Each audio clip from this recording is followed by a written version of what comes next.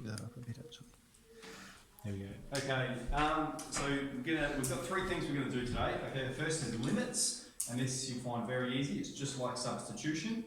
Then we're going to look at, so that'll be up to your 14C.1. Then I've got a worksheet for us to do that really sets the stage for Thursday's lesson. Okay, very important that you're here on Thursday, or that you watch the video, because that's going to be fundamental to what we're doing for the rest of the year. Okay, so important lesson coming up Thursday. And then I'm going to present a bit of an exemplar folio from last year for you.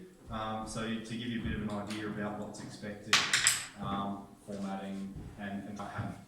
So those are the three things we're going to get through today. So pretty easy, and so we should have some time at the end to work on our folio.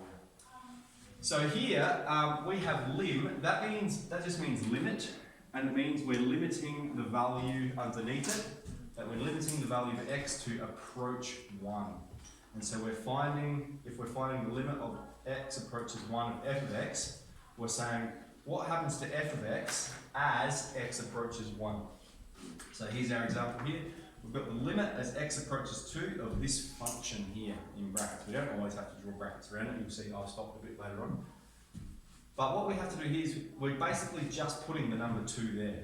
Okay, what this goes to is 2 plus 3, which is 5. All right, once we apply the limit. Limit of x squared, take 5. We're going to put in 0. As x approaches 0, we're going to have 0 squared, take 5. And so we've got minus 5. Okay, if we were to substitute 0 in here, what we're going to have x squared, we're going to have 0, take 0, divided by 0. Okay, 0 divided by 0, that's undefined. Okay, we can't do that, that's a math error. So we actually can do a bit of factorising here first. So you will see ones like this where we have to perform some factorisation. Let's look at the top, what's common to both, and that is x. Now we always have to express our limit until we apply it. Okay, so I'm going to keep writing that there, and I've written the same thing, I've just represented it differently. Okay, and we can see we've got x at the top, x at the bottom as products, so they can cancel. And what we're left with then is the limit as x approaches 0 of x take 3.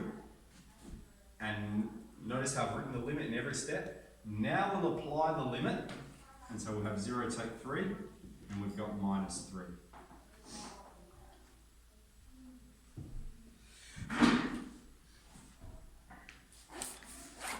And last one, we've got the limit as x approaches 3 of just the number 5. Is there an x in there? There's no x, so there's nowhere to put the number 3, so it just equals 5. Okay, there's nowhere to substitute 3 into it. Alright, so that's 14C. Let's leap into that, I reckon 5-10 minutes, and then we'll go this worksheet.